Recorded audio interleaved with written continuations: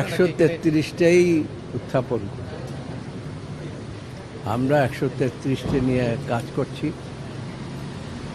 এবং আমরা এই পর্যন্ত যতগুলো অর্ডিন্যান্সে আলোচনা করেছি উভয়ই আমরা ঐক্যমতে পৌঁছেছি। দু একটি ছোটোখাটো বিষয় আছে, সেগুলো আজকে আলাপ আলোচনার মাধ্যমে শেষ হয়ে যাবে।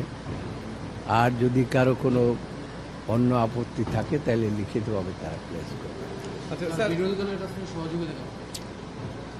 এখন পর্যন্ত ওনারা তো আমাদের সাথে ঐক্যমতেই আছে।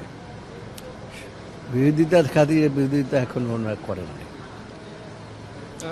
স্যার, ওই যে পার্লামেন্ট বসবে 29 তারিখে, 29 মার্চ, তার মানে 2 তারিখে যদি আপনারা প্রস্তাব উত্থাপন করেন, তার আগে তাহলে 133টা অধ্যাদেশের বিষয়ে কোনো আলোচনা হচ্ছে না পার্লামেন্টে।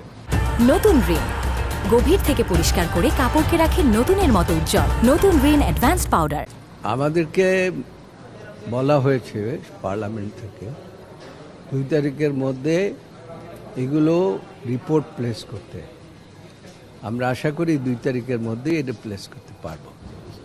আচ্ছা, কিন্তু স্যার মানে 133টা অধ্যাদেশ যে সময় আছে 14 দিন হাতে পার্লামেন্ট অধিবেশন শুরু হলে, মানে এই সময়ের মধ্যে আশা করছেন যে এই বিষয়ে সর্বত সিদ্ধান্ত নেওয়া যাবে?